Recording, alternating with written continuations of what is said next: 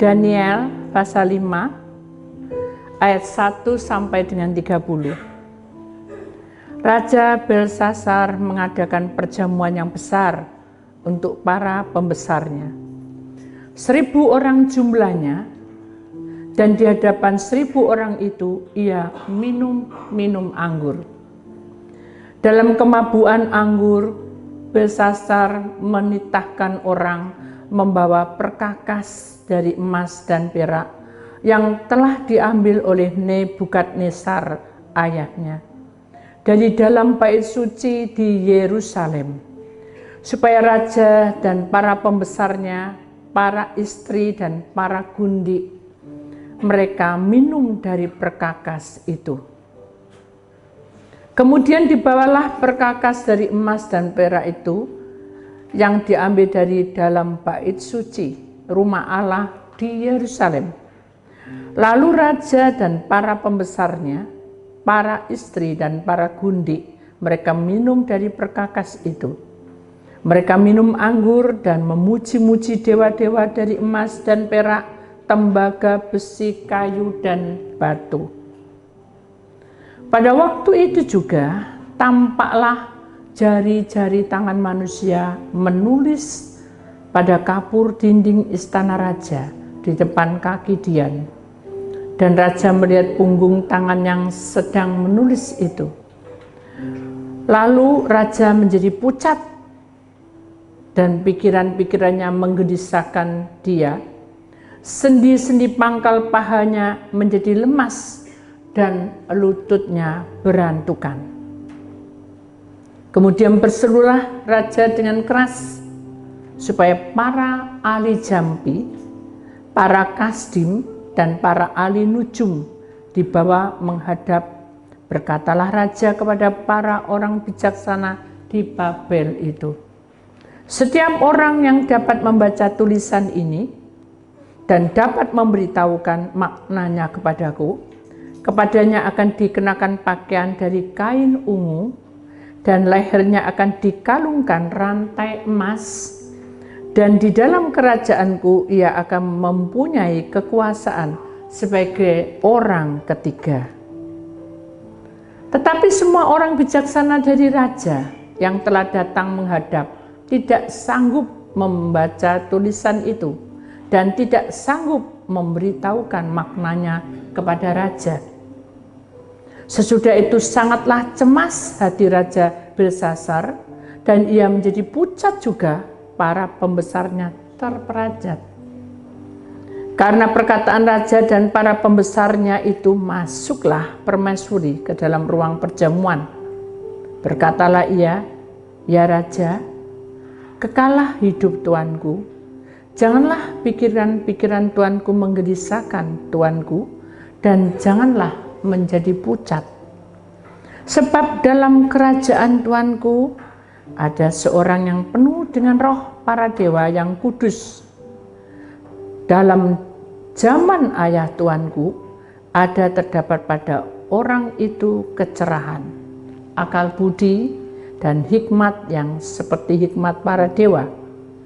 Ia telah diangkat oleh Raja Nebukadnezar ayah tuanku menjadi kepala orang-orang berilmu, para ahli jampi, para kasdim, dan para ahli nujum.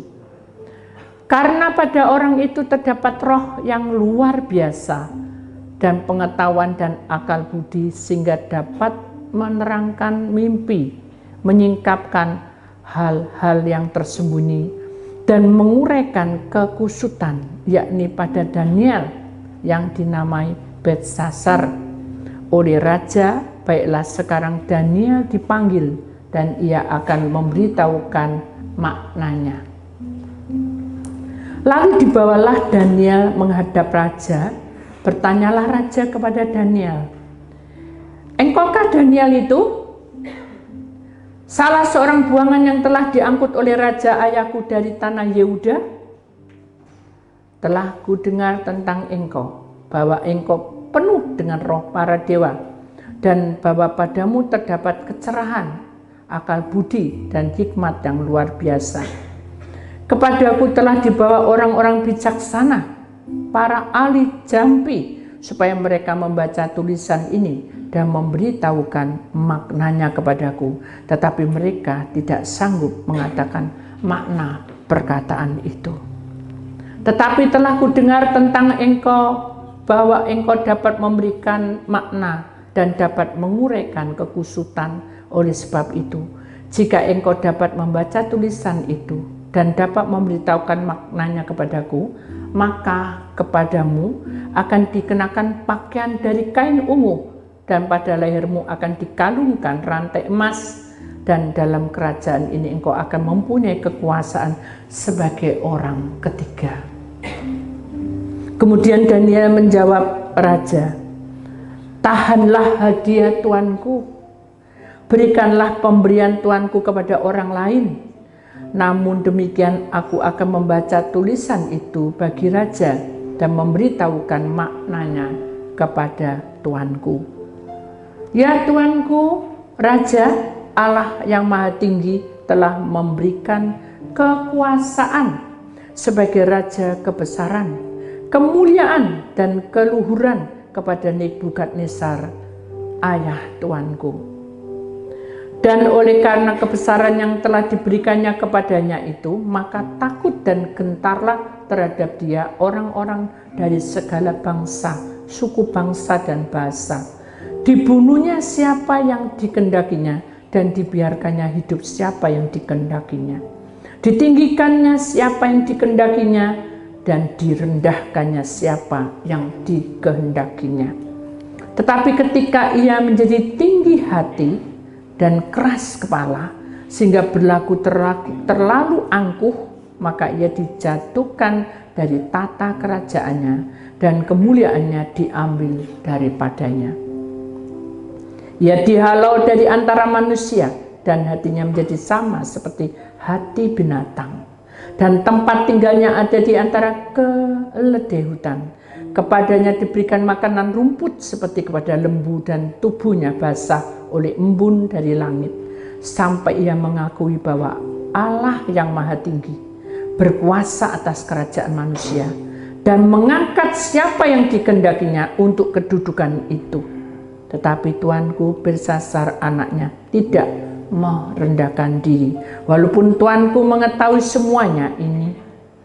Tuanku meninggalkan diri terhadap yang berkuasa di surga, perkakas dari baiknya dibawa orang kepada tuanku. Lalu tuanku serta para pembesar tuanku, para istri dan para gundik tuanku telah minum anggur dari perkakas itu. Tuanku telah memuji-muji dewa-dewa dari perak dan emas, dari tembaga, besi, kayu, dan batu, yang tidak dapat melihat atau mendengar atau mengetahui. Dan tidak tuanku muliakan Allah yang menggenggam nafas tuanku dan menentukan segala jalan tuanku. Sebab itu ia menyuruh punggung tangan itu dan dituliskanlah tulisan ini. Maka inilah tulisan yang tertulis itu, Mene, Mene, Teke, Upasin. Dan inilah makna perkataan itu, Mene, masa pemerintahan tuanku dihitung oleh Allah dan telah berakhir. Teke, tuanku ditimbang dengan neraca yang didapatkan terlalu ringan.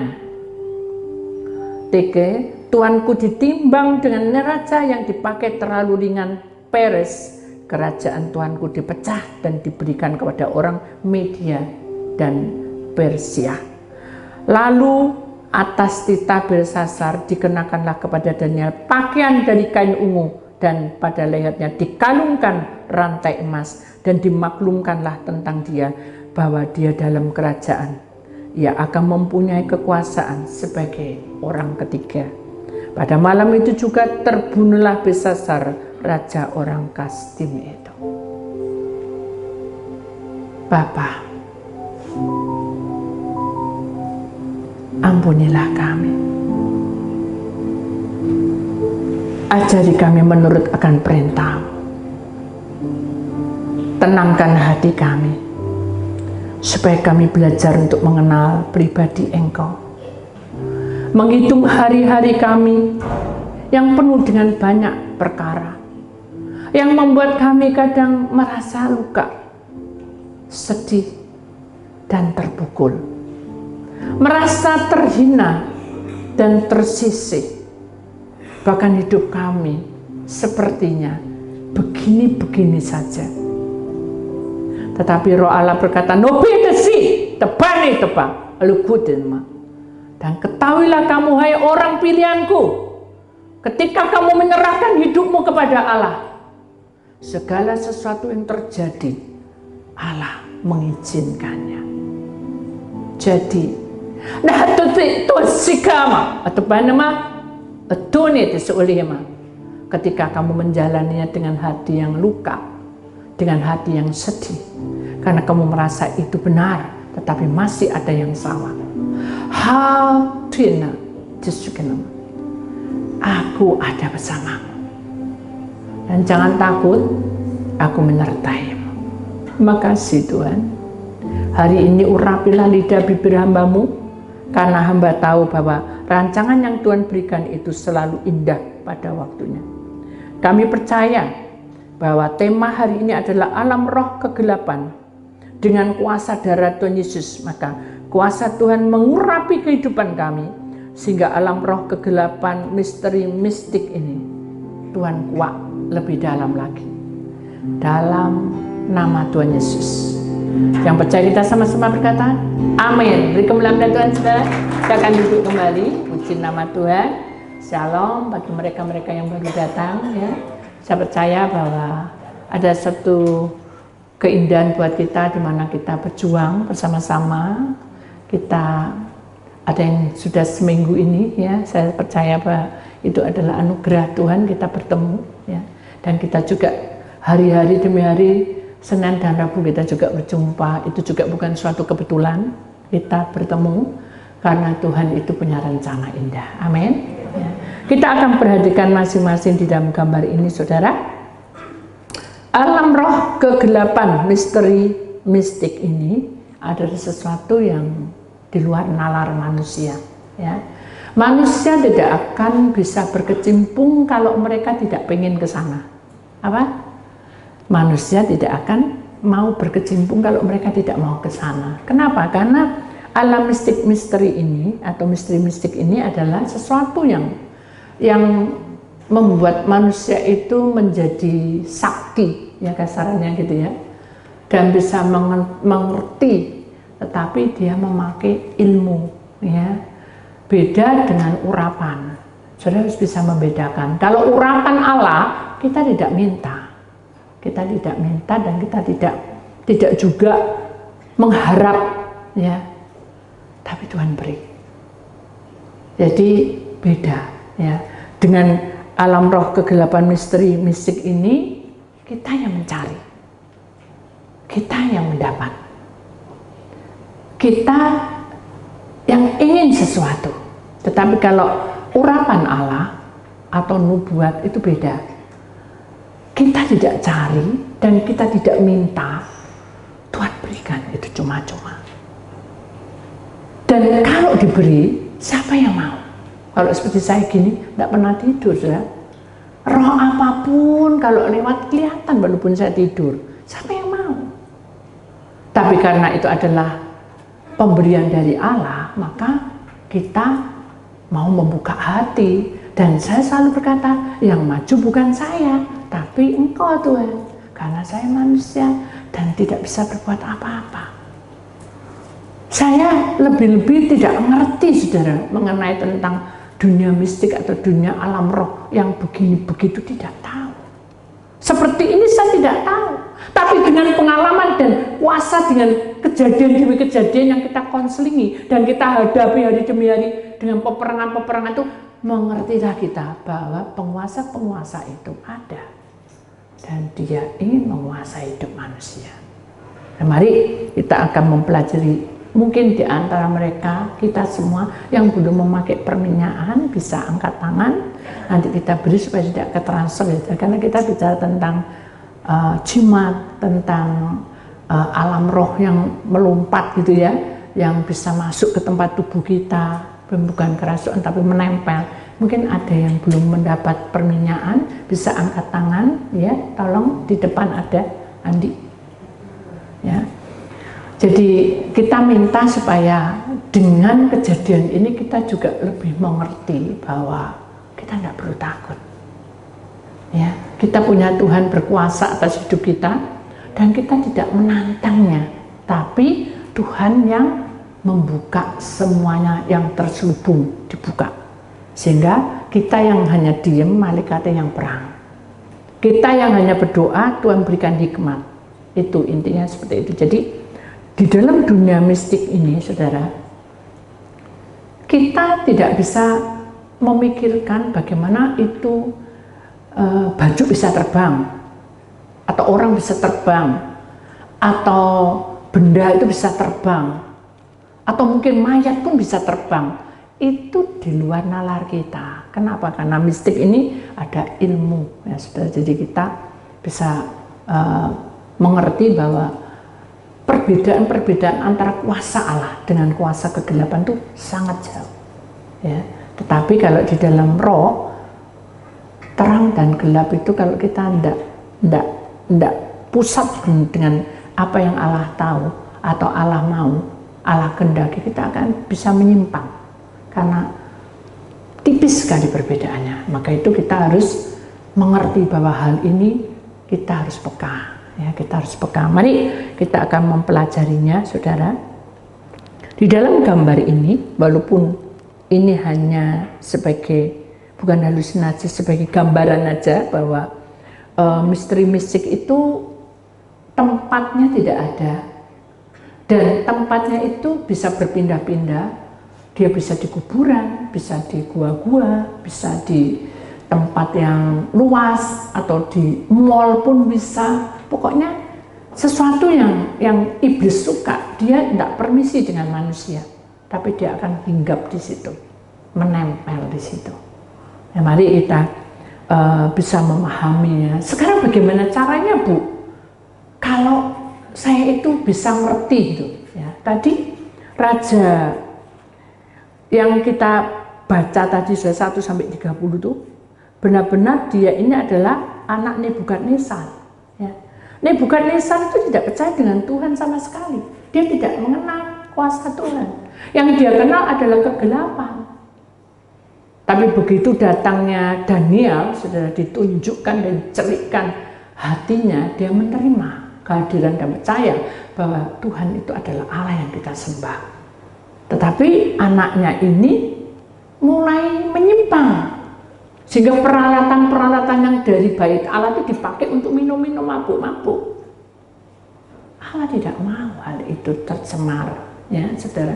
Itu adalah satu gambaran, bukan sesuatu yang nyata. Kalau kita dalam dunia roh, kalau dalam penyataan tidak boleh, karena itu kan dikuduskan, dibawa untuk hal-hal seperti itu kan tidak baik. Tapi kalau di dalam dunia roh, mabuk-mabuk dan anggur itu menandakan tentang kesenangan dunia.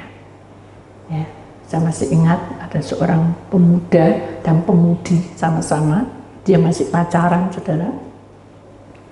Dan dia datang kepada saya dan dia berkata, "Bu, lihatlah tangan saya ini." Ternyata ini ada kayak luka-luka gitu ya. Terus di sebelah sini juga ada luka-luka. Dia tunjukin kepada saya. Kemudian dia tunjukin di pahanya sebelah lutut ini agak ke dalam.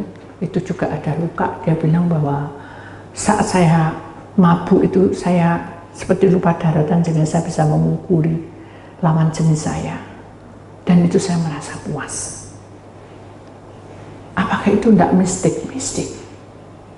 Jadi orang yang di luar nalar kita, tiba-tiba dia sampai berbuat kayak gitu, itu ada sesuatu hal yang misteri. Manusia tidak, Allah menciptakan kita itu tidak seperti itu, saudara. Tidak gontok-gontokan, tidak marah, tidak emosi, tidak ada. Tapi karena di dalam tubuh kita yang fana ini, kita kadangkala dengan permasalahan kita kita tidak kuat. Lalu kita lanjut dengan minum-minum. Itu adalah anggur. Anggur itu memabukkan, menandakan bahwa dalam dunia tahun 2024 sampai tahun 2026, persoalan yang kita hadapi ini akan sama aja, dan intinya adalah keuangan dan keluarga. Kalau di dalam pelayanan gereja-gereja Tuhan lagi ada kena juga serangan, di mana kesetiaan mereka dibayar dengan ketidakpuasan. Karena kita mabuk, merasa mampu, merasa bisa. Maka itu hati-hati saudara, kalau secara kasat mata aja, kalau kita menjadi anak Tuhan, kita juga mulai belajar untuk menyucikan diri kita. Loh, lek nyuci diri kan aku jadi jauh dari orang-orang. Berbahagialah kamu, karena kamu dipilih oleh Allah untuk menjadi terang, sehingga teman itu akan berubah. Kalau itu secara kasat mata. Tapi kesalahan roh bagaimana? Karena kita menghadapi masalah itu bertubi-tubi dan kita menjadi stres berat, maka kita akan menjadi mabuk. Pengennya bawaannya marah, mudah tersinggung, capek. Jujur saudara, saya mendoakan nama-nama saudara dan nomor-nomor yang di dalam kursi itu, kepala saya pusing saudara, karena riwayat hidup saudara itu dibuka semua di hadapan saya. Saya jadi sedih sekali. Apa yang kamu lakukan dalam pelanggaran itu terbuka semua. Dan itu yang membuat saya tidak mampu untuk bicara. Dan saya hanya bilang gini, Tuhan, saya ini cuma manusia biasa. Kalau Tuhan tunjuk terus gini, jadi saya ini kapan itu bisa ngertinya? Semua ada masalah, ini gini, ini gitu, itu gitu. Tuhan hanya berkata, mengalir hambaku. Nyatet terus nomor itu bisa double-double. Karena saya merasa ada sesuatu yang perlu didoakan. Dan dengan doa itu saya jadi, roh saya melayang ke sana. Sehingga nomor itu dia double-double sudah. Begitu sudah hampir separuh 200 lebih, Tuhan bilang, ayo doain lagi.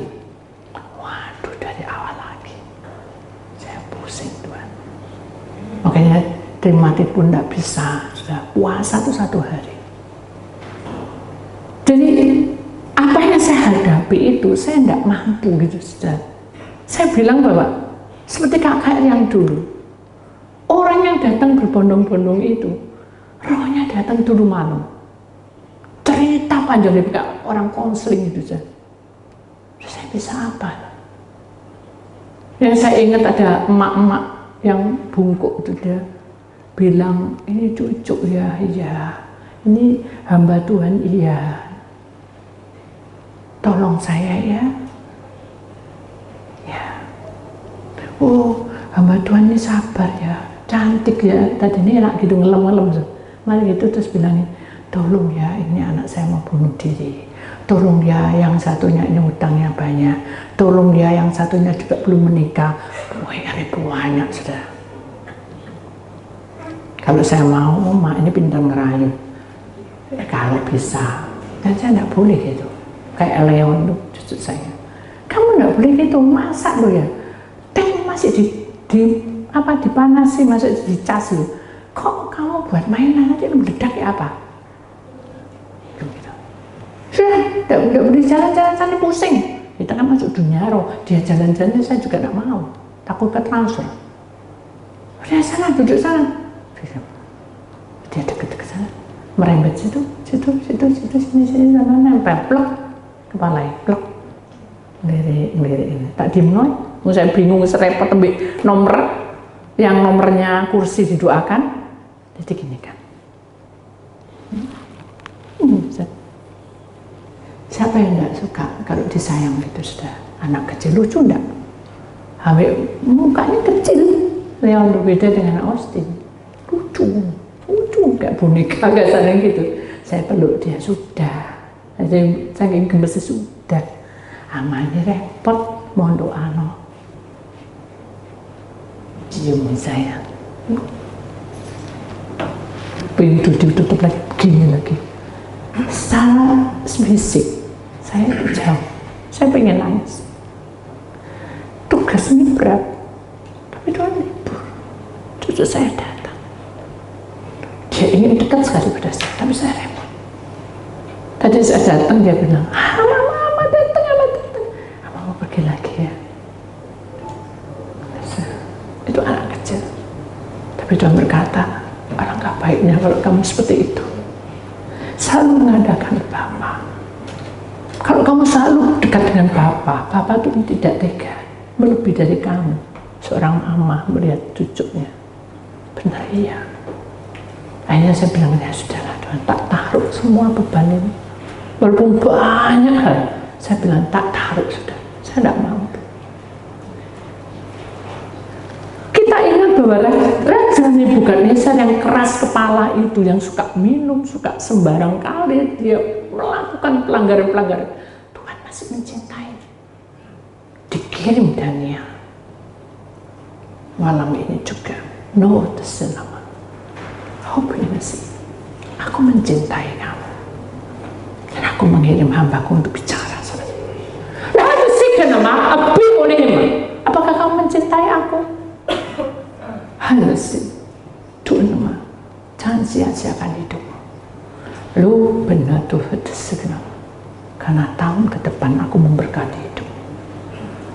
Jadi kalau kita sudah seperti itu, kita tidak gila untuk pengen diberkati. Kita bahagia, pasti ada berkat. Amin. Kita sukacita, damai, sejahtera, senyum aja gembira, tidak bertengkar terus, itu bahagia. Tidak gondok terus tiap hari. Gak boleh, saudara. Di dalam sebuah rumah tangga tidak boleh seperti itu, suami istri. Pak, aku minta minum. Ma, kejadian kopi, ma. Satu kali ya. Mencep-mencep. Jadi kopinya itu mencep-mencep dah. Jadi berkatnya mencep-mencep. Tidak ada berkat. Tapi saya senyum sukacita, walaupun capek. Coba apik lah. Ya, sudah ya. Kasihkan dengan senyum wajah gembira. Ada berkat? Halo?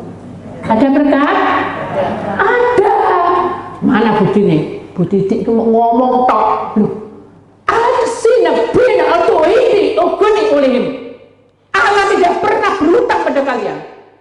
Selama kalian itu menyenangkan hati Tuhan dengan senyum wajah gembira, no benama,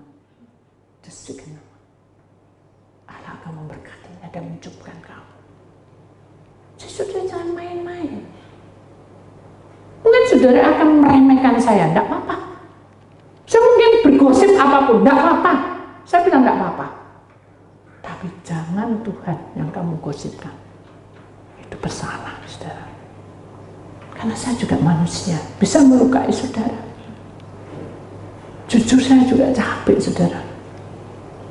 Dari sekian nomor-nomor ini, tidak ada yang terselubung, dibuka semuanya. Apa saya diam? Udah mau tahu saya, tapi itu kelihatan terus, saudara, kayak layar lebar, kayak film loh, saudara. Siapa yang mau? Saya tidak mau. Tidak kesenangan lihat hidup saudara. Tapi ini tugas, saudara. Saya harus lakukan itu. Jadi saya menempel. Saya cuma hanya bilang, Tuhan, ini nomor ini, saya tidak tahu namanya. Saya tahu namanya tapi tidak tahu orangnya. Kan banyak, saudara. Emang apa kok seperti ini? Dan ini berkata, no binamai, mengalir aja. Ini aku tunjukin.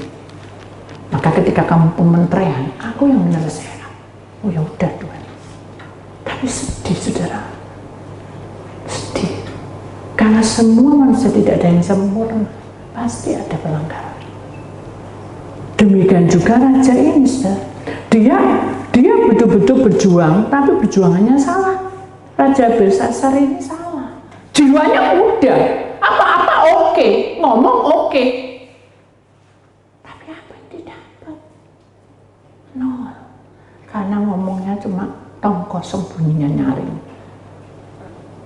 Bilang sama Tuhan, beri aku bibit yang betul-betul bertumbuh membuahkan buah. Amin. Dan jangan mbok tunggu. Katanya Bu Titi, rumahnya suruh urapi. Ada apa? Katanya ada setan nih. Terus sudah diurap, sudah. Terus berkatnya mengalir. Pancet. Nah, bisa. Sesuai dengan kata-kata pancet berarti tetap hidup. Lalu saya harus bilang apa? Memang kenyataan. Gitu sih. Berani menantang Tuhan. Bilang apa seharusnya?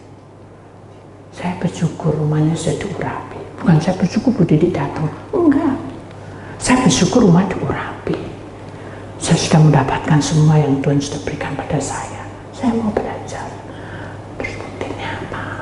Setannya mulai nempel, mulutnya dipakai, buktinya apa?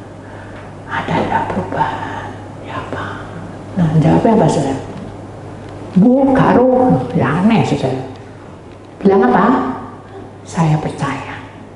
Suatu saat nanti, bila waktunya tiba, buah itu pasti jatuh dari pohonnya. Amin.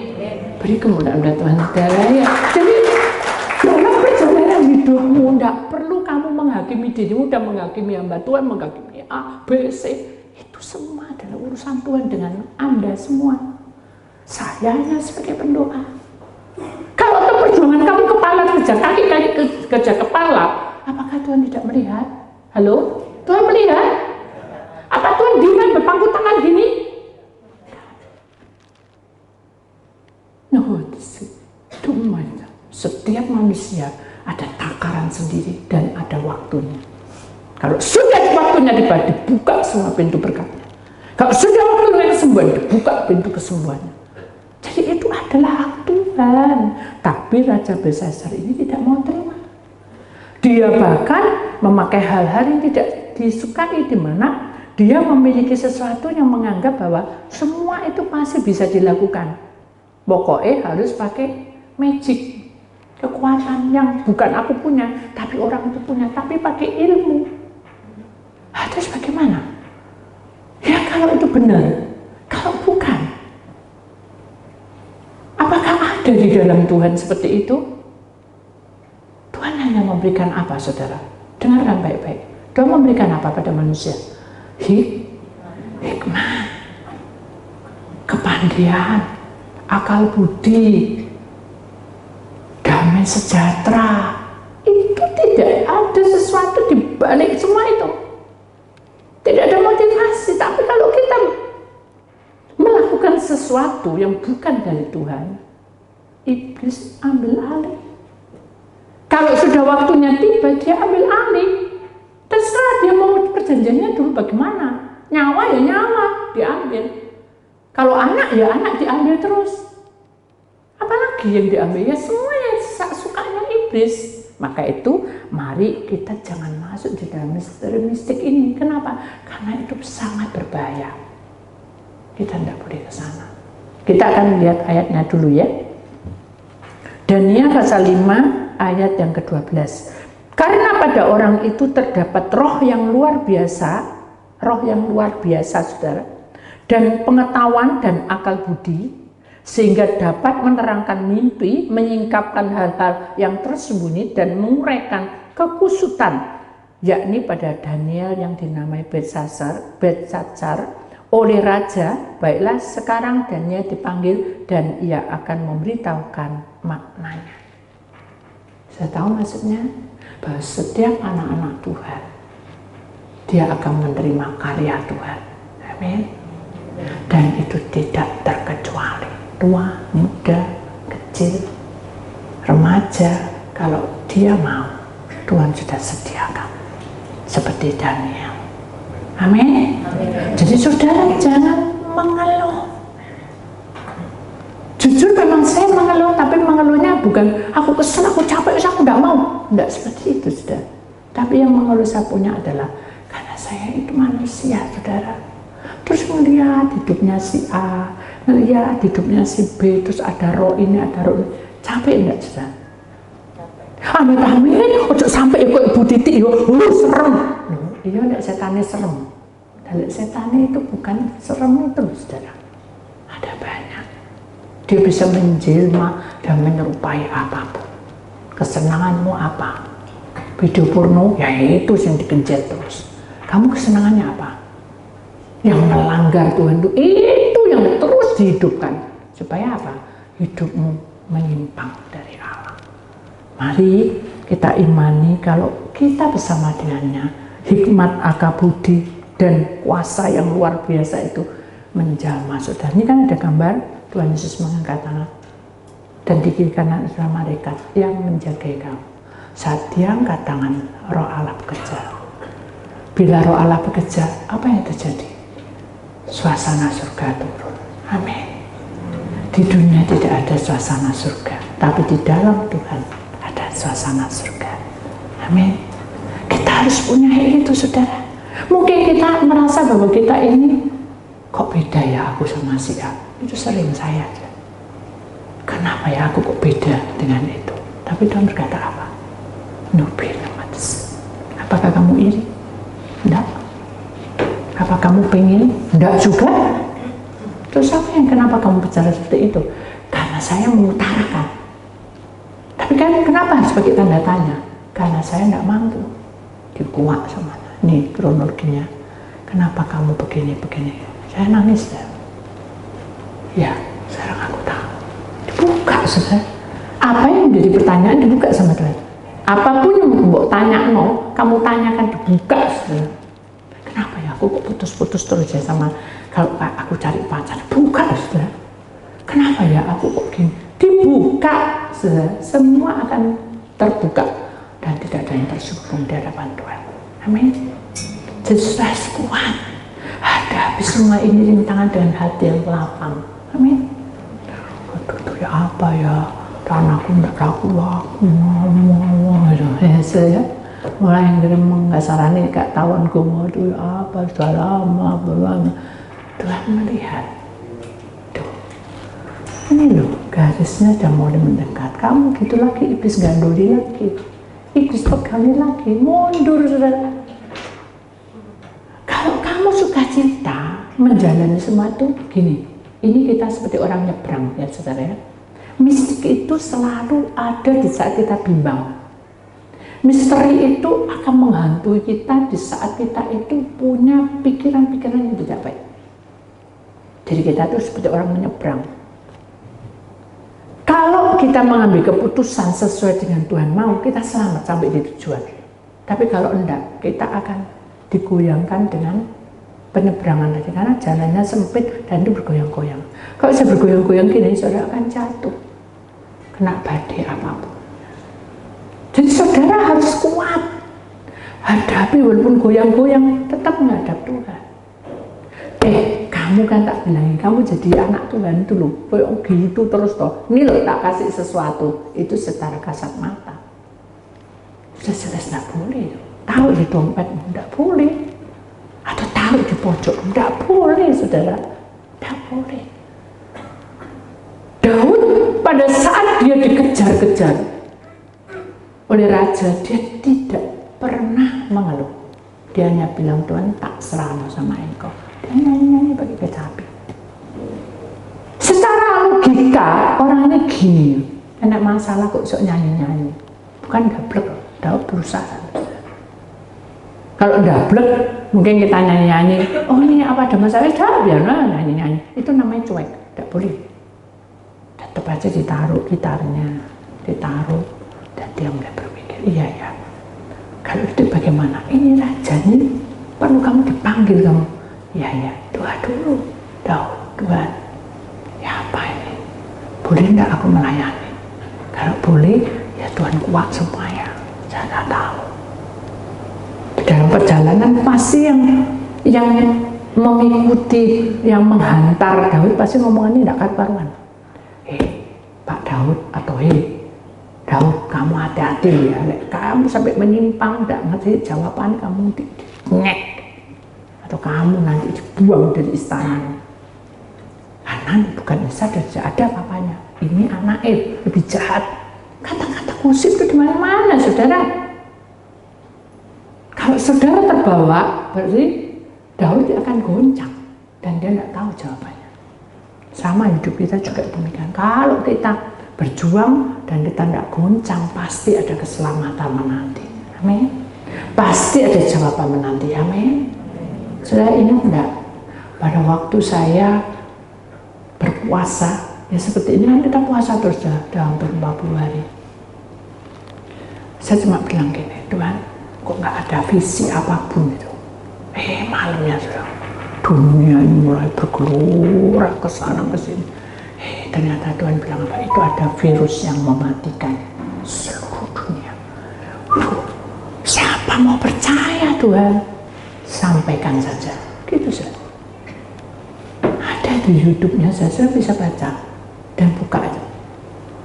Kejadian cuma saudara.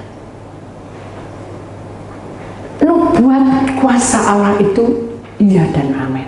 Perkataannya iya dan amin. Jadi kita tidak usah takut Kalau Tuhan bilang ini paceklik, Tuhan sudah beri solusinya. Penyelesaiannya adalah apa? Tetap cinta Tuhan, tetap melakukan perintah Tuhan, dan tetap bekerja dengan giat. Karena hari masih siang, tidak malam, saudara, dan pintu pertobatan masih terbuka lebar untuk kita. Dan yang paling indah, kita mendapat tanda di dalam kitab Wahyu bahwa setiap anak Tuhan akan mendapat pementerian selalu, dan kita dapat. Seperti pada waktu kakak yang dulu, waktu dimana Nohotus Segenama itu misteri juga, saudara. Penguasa-penguasa di udara di mana-mana jadi virus mematikan, kita selamat. Itu juga karena anugerah Tuhan. Jadi mari kita imani bahwa misteri yang membuat kita ini membawa hal-hal yang aneh-aneh itu buang, saudara. Karena kita tidak di situ tempatnya. Amin. Tempat kita itu di dalam kediaman baiknya, mendengar pujian dan penyembahan itu yang benar. Jadi kalau saudara bilang jangan gini, ayo datang ke kementerian tanggal 16 Desember. Apa kok masih kementerian? Pokoknya kementerian didok nih tak? Gak mau didok mau apa? Pokoknya Bu Titiku sakti. Kamu duduk ndelak tahu kabeh. Saya bukan dukun. Jadi kalau saudara terangkan itu jangan salah. Saudara harus bilang bahwa kementerian itu penting dalam kitab Wahyu. Saudara harus bicara, jangan diam-diam. Pokoknya kamu datang enggak? Kamu pengen selamat apa enggak? Ini paceklik, ini paceklik. Ngancam gitu, saudara. Loh, saudara, Tuhan enggak suruh saudara ngancam loh. Saudara dengan kasih bilangnya dia, ayo datang. Karena kita tuh mengasihi satu dengan yang lainnya, ayo datang. Kita dapat pementerian dari Tuhan. Kan gitu, saudara.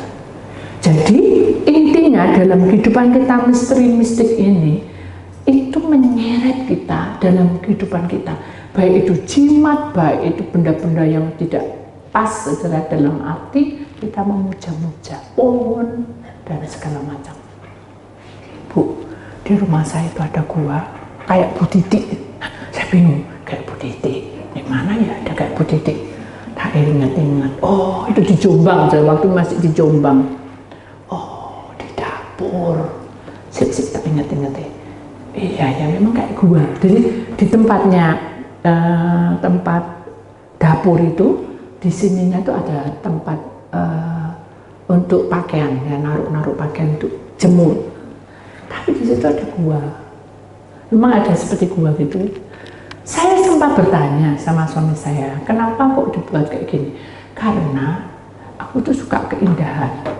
Aku suka itu di gua, ada gua gitu. Aku suka dari aku buat saudaraku yang membuat itu guanya. Tapi serem lah, dibongkar lah. Dia bilang gitu. Maksud saya tidak suka kalau gitu gua itu tambah didatangi kelelawar atau binatang, kita nggak tahu. Kan itu kan jeblong-jeblong gitu. Nah itu yang disalah gunakan. Katanya dia bilang sama-sama dengan Bu Titik. Sama ini mana gua? Oh ya sama gua terus. Tapi itu, maksudnya apa? Hidup, ada suara-suara. Iya kan? Tempatku enggak ada. Saya bilang gitu. Memangnya saya kan enggak pernah sesuatu yang aneh-aneh di situ. Nah akhirnya Tuhan kuat. Kita doa pengurapan di sana. Nah, kok aneh ya? Saya berdoa, kok ada langit itu seperti langit tapi menutupi semua. Kayak kabut hitam, aneh. Akhirnya saya berdoa, kok kayak jubah. Tapi saya berdoa, tidak mungkin di jubahnya Tuhan kok gelap, kayak jubahnya Dracula hitam. Dan Tuhan tak serang semua, dah pasrah dah. Dibuka kronologinya orang itu, ternyata itu gua dikasih makan. Dari mama, dia makan capcay, ya. Dia kasih makan tadi cepuk kecil gitu, sak lepek kecil ditaruh. Ini makanan jogon rumahku ya, jagaan rumahku, taruh. Minum sirup atau apa, taruh lagi. Jagannya rumahku ya, ini tak kasih minuman. Kamu kan melak toh, haus minum. Saya kok tahu melak, tidak melak, haus tidak haus. Kan itu kan pemikiran dia sendiri. Kira-kira iblis bisa datang enggak? Datang, saudara. Karena saudara itu benda mati. Mbok jak omong. Itu hidup, saudara. Kita tidak boleh seperti itu.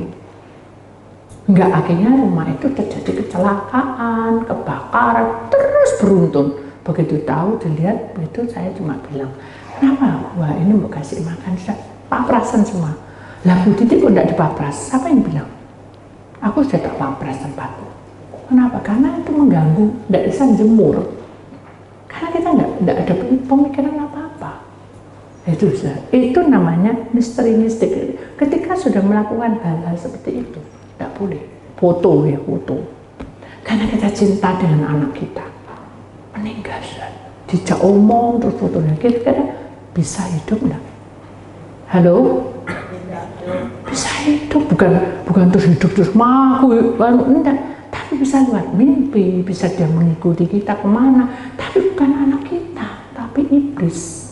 Hati-hati saudara. Karena misteri mistik ini betul-betul kadang kita ada di sekeliling kita, justru. Saudara harus bisa memilah-milah. Amin.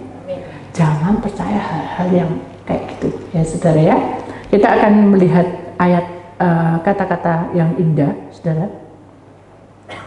Hidup manusia bagaikan perjalanan dalam lorong waktu, terlalu singkat dan tidak mungkin kembali. Jangan sia-siakan, tetap kuat dalam Kristus. Amin. Ya toh, hidup kita kan kadang ada di atas, kadang di bawah. Itu perputaran hidup. Tapi bersama Tuhan kita akan melakukan perkara-perkara besar. Jadi kita imani itu Tuhan punya rencana. Amin. Itulah firman Tuhan, saudara. Dan jangan lupa, saudara, kita harus berjuang sampai Maranatha datang. Dan persiapkan hati saudara untuk masuk di dalam KKR 16 Desember. Dan saudara harus berpuasa. Apa puasa? Ada yang tanya gitu ya. Puasanya cuma 3 jam. Jam 6 sampai jam 9. Ya, boleh dirubah Bu, karena itu waktu itu aku pergi ke kantor lah, apalah, boleh. Jam 9 sampai jam 12. Pokoknya 3 jam. 12 sampai 3 juga 3 jam. 3 sampai 6 juga 3 jam. Tapi jangan tidur. Aku puasa mah, tidur bangun jam 9. Ayo kita makan, enak sudah. Itu gak poso tuh, tapi tidur ngorok ngenakno. Tidak boleh. Puasa lagi jam 9 sampai jam 12. Waktu kita bekerja, waktu kita buka mata. Amin. Ya, mau puasa? Tapi kok kayak serem. Mau puasa? Amin. Amin. Ayo senyum aja gembira. Ayo bilang di kiri kanan, ayo puasa ya. Ayo kiri kanan bilang ya puasa ya. Jangan mencucu satunya. Ya, sambut. Ya, kan gitu. Amin. Kita sama-sama berpuasa. Ya. Kita tamu. Kita tamu apa tuan rumah? Tuan rumah harus apa? Pasang gigi. Apa?